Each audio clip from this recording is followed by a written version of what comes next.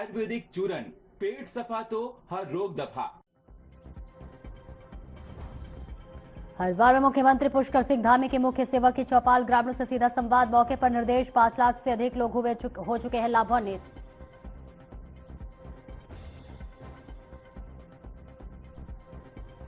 चारधाम यात्रा को लेकर मुख्यमंत्री पुष्कर सिंह धामी के निर्देश। 2027 कुंभ की तैयारियों पर सरकार फोकस, श्रद्धालु की सुविधा और सुरक्षा प्राथमिकता।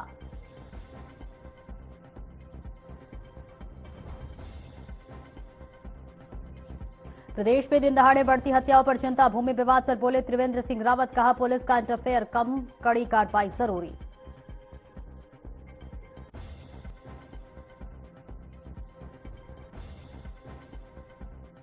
और देहरादून में बीजेपी कोर कमेटी में मंत्रिमंडल विस्तार पर मंथन, प्रदेश में 5 मंत्री पद अब भी खाली, जल्द कैबिनेट विस्तार पर बोले कुंदन परिहार।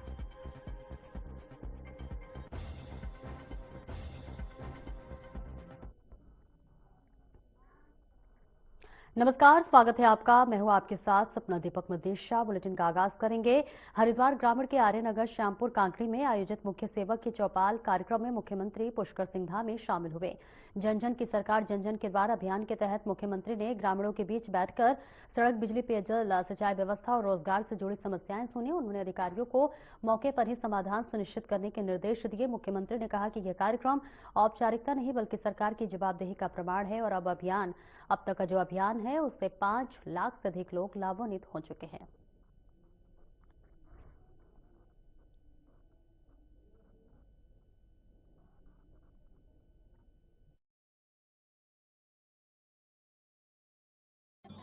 जन चौपाल इसके माध्यम से सभी के बीच में आकर सभी हमारे इस सीमांत क्षेत्र श्यामपुर के और पूरे हरिद्वार जनपद के अनेक लोगों के, अनेक किसान भाइयों के अनेक आवेदन यहाँ पर प्राप्त हुए, उनकी सुनवाई हुई और सभी में जो तत्काल जिनका समाधान हो सकता था उनका यहाँ पर समाधान किया गया है और जो मध्यकालिक, दीर्घकालिक जरूरतें हैं या समस्याएं हैं।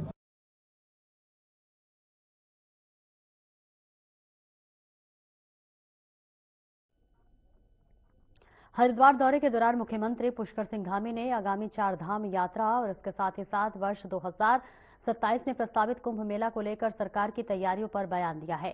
मुख्यमंत्री ने कहा है कि 4 धाम यात्रा को सुरक्षित, सुव्यवस्थित और सुविधाजनक बनाने के लिए सभी विभागों को समन्वय के साथ कार्य कराने के निर्देश दिए गए हैं ताकि देश विदेश से आने वाले श्रद्धालुओं को किसी भी प्रकार की असुविधा न हो।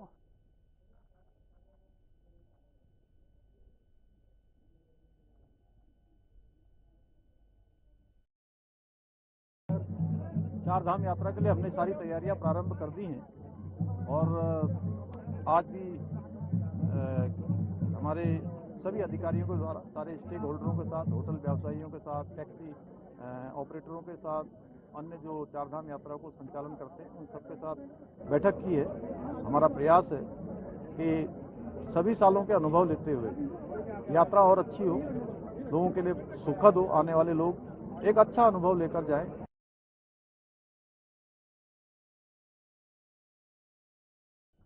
और देहरादून में दिन दहाड़े हुई लगातार हत्याओं ने प्रदेश के कानून व्यवस्था पर सवाल खड़े कर दिए हैं। विपक्ष इसे सरकार की नाकामी बता रहा है। वहीं पूर्व मुख्यमंत्री और त्रिवेंद्र सिंह रावत ने बढ़ती आपराधिक घटनाओं पर चिंता जताई है। उन्होंने कहा कि अधिकांश अपराध भूमि और जमीन से जुड़े हुए हैं। त्रिवेंद्र सिंह रावत ने चेतावनी दी है कि अगर समय रहते इन मामलों को नहीं रोका गया तो परिणाम गंभीर होंगे।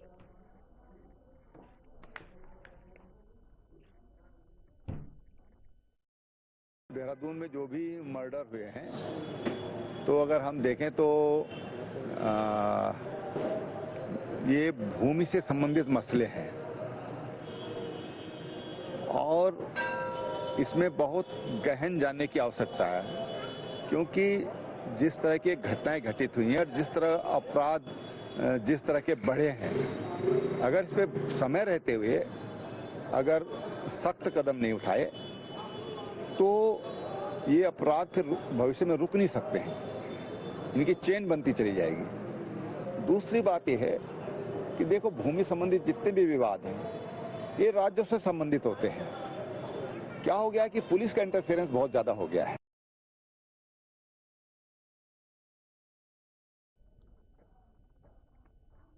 देहरादून में भारतीय जनता पार्टी की कोर कमेटी बैठक में मंत्रिमंडल विस्तार और दायित्वधारियों की सूची पर मंथन हुआ। प्रदेश सरकार में फिलहाल 5 मंत्री पद खाली है। वित्त मंत्री का पद प्रेमचंद अग्रवाल के इस्तीफे के बाद से रिक्त है, जबकि परिवहन मंत्री का पद चंदन रामदास के निधन पर पद खाली है। इसके बाद 3 अन्य पद सरकार गठन के समय से नहीं भरे गए।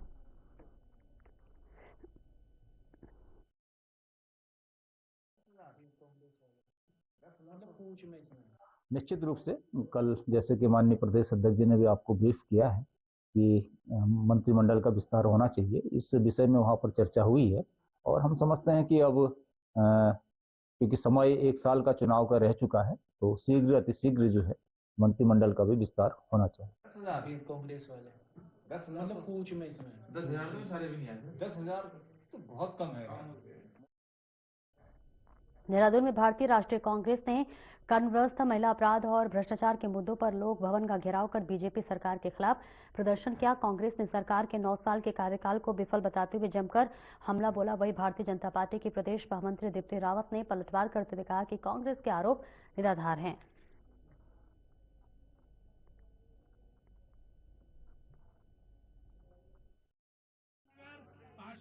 देखिए, कांग्रेस मुझे लगता है कि अगर प्रदर्शन कर रहे हैं तो उनकी एक बात है, लेकिन उनको जनता तक अपनी बात को ले जाना चाहिए।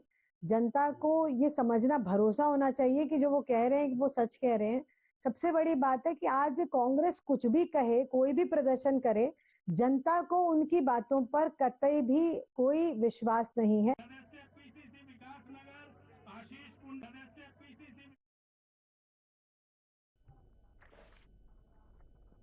और देहरादून में कांग्रेस के लोक भवन घेराव कार्यक्रम पर भारतीय जनता पार्टी ने पलटवार किया है। बीजेपी प्रदेश अध्यक्ष महेंद्र भट्ट ने कहा है कि कांग्रेस को प्रदर्शन के बजाय जनता के बीच जाकर काम करना चाहिए। उनका कहना है कि जिन मुद्दों को लेकर कांग्रेस सरकार को घेर रही है, उन पर सरकार पहले ही निर्णय ले चुकी है। ऐसे में घेराव केवल राजनीतिक दिखावा है।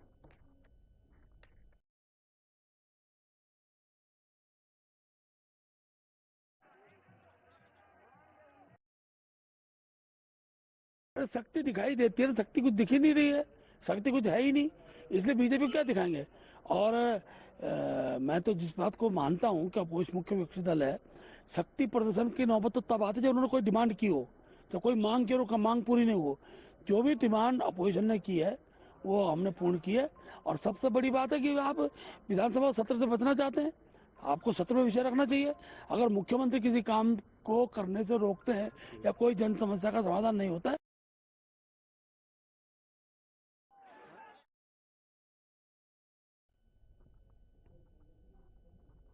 और देहरादून में महिला अपराध, कानून व्यवस्था और भर्ती घोटाले को लेकर कांग्रेस के राजभवन घेराव के बाद पोस्टर विवाद गर्मा गया है।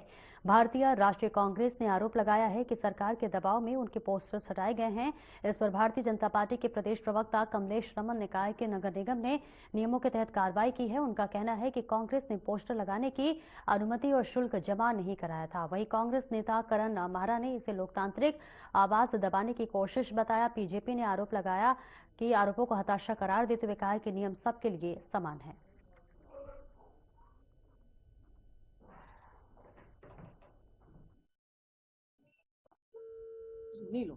हताशा और धामी की घबराहट है। अगर धामी को फर्क नहीं पड़ रहा होता अपने कुकृत्यों को छिपाने के लिए, कांग्रेस के पोस्टर बैनर हटा के कुछ नहीं होगा। लोगों के दिल में है, लोगों के मस्तिष्क में है कि आज धामी की सरकार में आपराधिक संरक्षण ले रहे हैं, फल फूल रहे हैं और लोगों पोस्टर बैनर हटा के कांग्रेस को कमजोर नहीं किया जा सकता। लगा रहे हैं, अगर उन्होंने कहीं पर बैनर पोस्टर लगाए हैं तो जाहिर सी बात है कि नगर निगम से परमिशन लेने की आवश्यकता है। परमिशन ली जाती है, आप बिना परमिशन के किसी के बोर्ड पर ऐसे ही पोस्टर लगा देंगे तो जाहिर सी बात है कि वो एजेंसी उन बैनर पोस्टरों को हटाने का काम करेगी, क्योंकि नगर निगम ने ये ठेका दिया हुआ है और आगे से जो एजेंसी जिन्होंने ले रखी है ये उनका काम है, उनको देखना है कि वो बैनर लगेंगे या नहीं लगेंगे। अगर आपने परमिशन नहीं ली है तो जाहिर सी बात है कि आपके बैनर हटेंगे। लेकिन ये कहीं ना कहीं कांग्रेस की निराशा दिखाई पड़ती है कि जब लोग उनकी रैली में नहीं आ रहे तो उन्होंने ये आरोप लगाना शुरू कर दिया।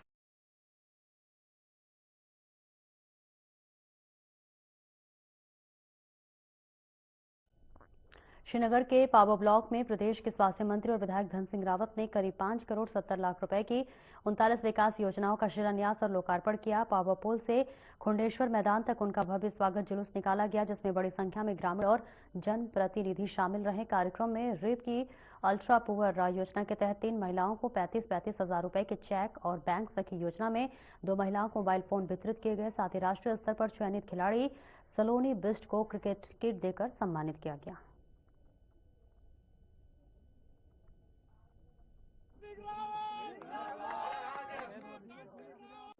जनता की बहुत सालों से डिमांड थी कि यहाँ के बच्चे बहुत होनहार हैं और खेल में बहुत आगे बढ़ते हैं। अब तो महिलाएं भी बहुत यहाँ पे एक्टिव हैं। तो यहाँ पे लगभग 1.25 करोड़ रुपए की लागत से आज स्टेडियम का जो है हमने भूमि पूजन किया है और मुझे आशा और विश्वास है कि बहुत अच्छा ये स्टेडियम बन के तैयार होगा। और मैं उच्च शिक्षा मंत्री होने के नाते, क्योंकि हमारा डिग्री कॉलेज यहाँ पे है, तो मैंने उच्च शिक्षा विभाग से इस स्टेडियम को बना रहा हूँ ताकि सारे डिग्री कॉलेजों के बच्चे भी यहाँ पे खेल कर सके हैं, इंटर कॉलेजों के बच्चे भी यहाँ पे आ सकते हैं। और आज हमने लगभग यहाँ पे 39 योजनाओं का भूमि पूजन किया है। तो आप जानते हैं कि हमारी सरकार, हमारे माननीय प्रधानमंत्री जी, हमारे मुख्यमंत्री जी, हमारे सांसद जी और मैं, हम लगातार क्षेत्र में बने रहते हैं। और देहरादून में कानून व्यवस्था समेत विभिन्न मुद्दों को लेकर भारतीय राष्ट्रीय कांग्रेस ने बता दें कि लोक भवन कूच किया है। हजारों कार्यकर्ता सड़कों पर उतरे हैं, लेकिन गढ़ी कैंट के हाथी बड़कला क्षेत्र में पुलिस ने बैरिकेडिंग कर उन्हें रोक दिया। इस दौरान हल्की झड़प हुई और एक प्रदर्शनकारी घायल हुआ है। प्रदर्शन में कुमारी शैलजा, हरीश रावत, प्रीतम सिंह और हरक सिंह रावत सहित वरिष्ठ नेता शामिल रहे। पुलिस ने नेताओं को बस में बैठाकर पुलिस लाइन भेज दिया। कांग्रेस नेताओं ने कहा कि संघर्ष जारी रहेगा, उन्हें छोड़ा जाए या जेल भेजा जाए।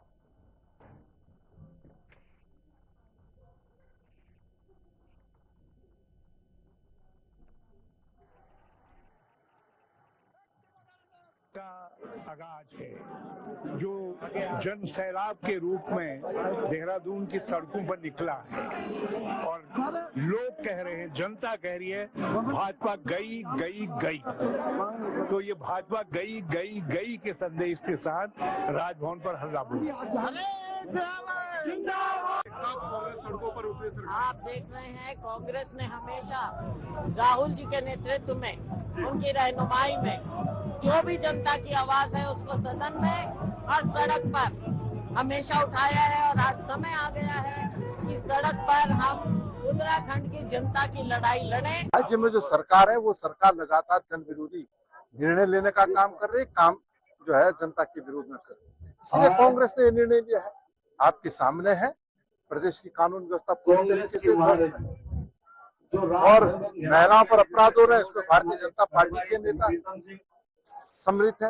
और इसके साथ साथ आपने देखा होगा कि ये देहरादून जो अस्थायी राजधानी है, यहाँ 17-18 दिनों में जो है 6 हत्याएं हो जाती है। हम तो पूरी तरह, हम क्यों ये रैली हमारे क्यों राजनीतिक नहीं, हम प्रदेश के अंदर अमन चैन पैदा करने के लिए लोगों की लड़ाई लड़ रहे हैं हम लोग। लेकिन ये लड़ाई हम तब तक लड़ेंगे जब तक हम चैन से तब तक नहीं बैठेंगे जब तक इनको नहीं हटा देते। इन भ्रष्ट बेईमान लोगों को, शराब माफियों की सरकार को, खनन माफियों की सरकार को, भू माफियों की सरकार को जब तक विदाई नहीं कर देते हैं तब तक कांग्रेस का कार्यकर्ता चैन से नहीं बैठेगा।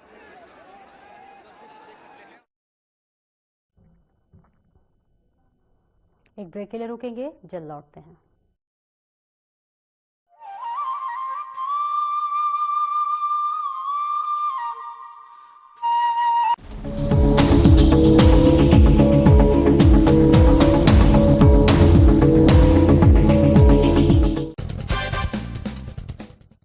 नमस्कार दोस्तों, एक बार एक सज्जन ट्रेन में अपने 25 वर्ष के बेटे के साथ सफर कर रहे थे। ट्रेन की खिड़की से बाहर देखकर लड़का चिल्ला रहा था, पापा देखो पेड़ पीछे भाग रहे हैं। पिता मुस्कुराया, लेकिन पास बैठा व्यक्ति इस युवक के बचकाने व्यवहार से थोड़ा परेशान हो गया। उसको अजीब सा लगा। थोड़ी देर बाद लड़का फिर चिल्लाया, पापा देखो कितने रंग बिरंगे सुंदर पहाड़ हैं, बादल हैं, नदियां हैं। पिता फिर मुस्कुराया, लेकिन पास बैठे व्यक्ति से अब नहीं रहा गया। उसे लगा शायद ये लड़का कुछ मानसिक समस्या वाला है, मेंटली रिटार्डेड है। उसने पिता को कहा, भाई साहब आप अपने बेटे को किसी अच्छे डॉक्टर को क्यों नहीं दिखाते? पिता ने मुस्कुराते हुए कहा, हाँ, दिखाया था। कल तक ये नेत्रहीन था, अब इसकी आंखों की रोशनी वापस आ गई है और इसे दिखने लगा है। इसीलिए इसे ये सब कुछ नया नया सा लग रहा है। दोस्तों, किसी के बारे में कोई धारणा बनाने से पहले उसकी सच्चाई को भली भांति जानना चाहिए। हो सकता है वास्तविकता कुछ और ही हो। कहते हैं ना, जो दिखता है वो होता नहीं, जो होता है वो दिखता नहीं। जनाब, देखकर परखना छोड़ो और लोगों को समझना सीखो। नमस्कार।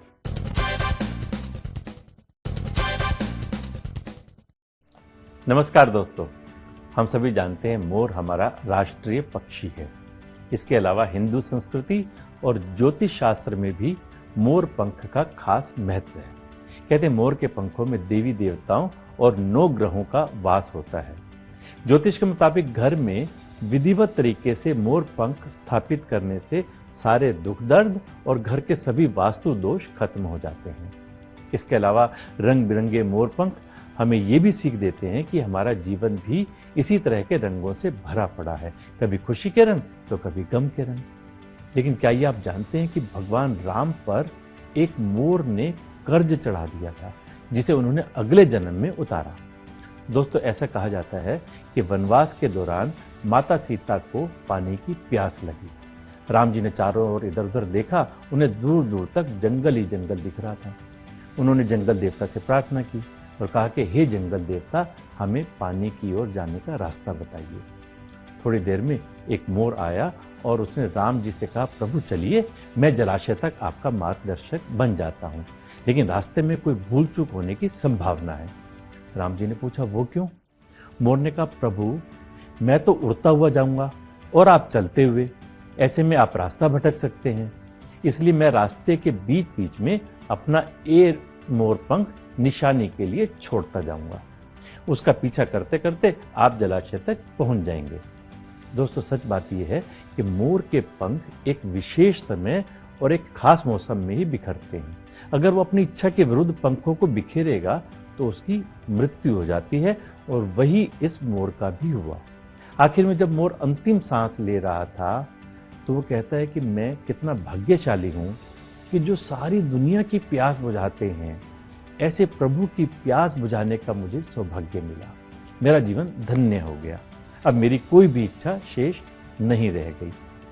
इस पर श्री राम ने मोर से कहा कि मेरे लिए तुमने जो मोर पंख बिखेर कर मुझ पर जो कर्ज चढ़ाया है, मैं उस कर्ज को अगले जन्म में जरूर चुकाऊंगा। उसके बाद अगले जन्म में भगवान राम ने कृष्ण का अवतार लिया और अपने सिर पर मोर पंख धारण किया। आप भी मोर में प्रभु राम और श्री कृष्ण के दर्शन कर सकते हैं और साक्षात मोर पंख को अपने मंदिर में सजाकर आशीर्वाद प्राप्त कर सकते हैं। मैं पिछले हफ्ते जयपुर जिस स्थान पर गया, वहां कम से कम 200 मोर थे, जिनके साथ रहने का आनंद और सौभाग्य मुझे मिला। इसलिए सारी जानकारी एकत्र करके आपसे साझा की है। आप भी जब कभी मोर को देखें तो ओम नमो भगवते वासुदेवाय मंत्र बोलकर ये अनुभव कर सकते हैं कि आप भी साक्षात कृष्ण जी के दर्शन कर रहे हैं। सच में ये मोर पंख इतना भी सुंदर ना होता, कृष्ण, अगर ये तेरे सिर पर ना सजा होता। नमस्कार।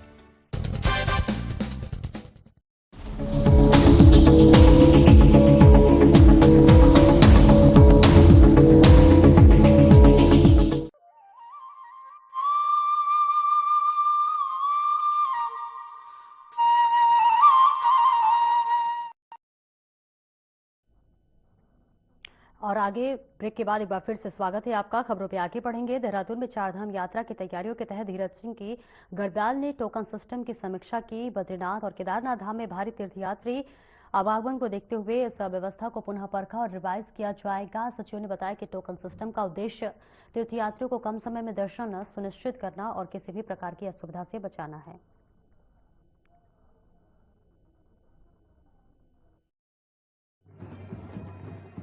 इसमें देखिए, अगर बद्रीनाथ, केदारनाथ, जहाँ पे सबसे ज्यादा हमारे यात्रियों की भीड़ रहती है, उस हिसाब से देखेंगे तो जैसे आप फॉर एग्जांपल लीजिए कि लगभग केदारनाथ में 16 लाख के करीब आपके यात्री आए और 17.5 लाख के करीब हमारे बद्रीनाथ में हमारे आए।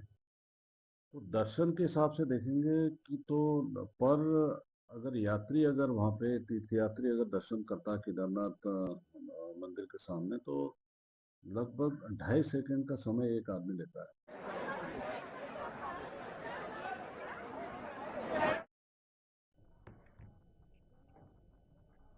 और देहरादून में सैनिक कल्याण मंत्री गणेश जोशी ने कैंप कार्यालय में गुनियाल गांव स्थित निर्माणाधीन सैन्य धाम के अंतिम चरण के कार्यों की समीक्षा की। बैठक में उन्होंने अधिकारियों को लोकार्पण में से पूर्व सभी निर्माण कार्य समय सीमा के भीतर और गुणवत्ता के साथ पूर्ण करने के निर्देश दिए।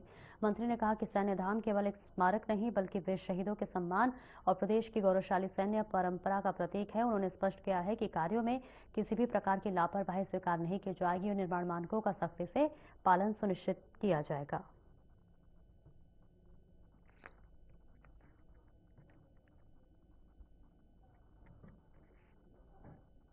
भीमताल स्थित विकास भवन में नैनीताल के जिलाधिकारी ललित मोहन रयाल ने जिला योजना राज्य सेक्टर और 20 सूत्रीय कार्यक्रम की समीक्षा बैठक की। प्रगति रिपोर्ट में जल जीवन मिशन PMGSY और मातृ वंदना योजना के 20 श्रेणी में रहने पर उन्होंने नाराजगी जताई है। डीएम ने PMGSY अधिकारियों को 10 मार्च तक डामरीकरण सहित कार्य पूर्ण कराने के निर्देश दिए और चेतावनी दी कि प्रगति संतोषजनक न होने पर कार्रवाई होगी। उन्होंने सभी विभागों को बजट 100% खर्च करने और गुणवत्ता सुनिश्चित करने को कहा है। 20 पॉइंट्स प्रोग्राम में PMGSY में हम ए श्रेणी में आ गए थे। पुनः इस महीने में बी श्रेणी में डिपिक्ट हो रहा है। कार्यदायी संस्था और संबंधित जो एग्जीक्यूटिव इंजीनियर्स हैं उन्हें हर हाल में सड़क की गुणवत्ता सुनिश्चित करते हुए ए श्रेणी में आने के लिए हमने आज उन्हें हिदायत दे दी है।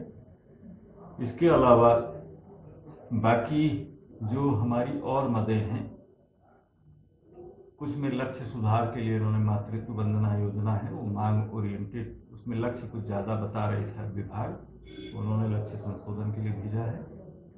और जो हमारे ये जो UPCL का वो वाला होता है कि जिसमें मांग आधारित है, वो भी कि इन्हें कनेक्शंस देने होते हैं।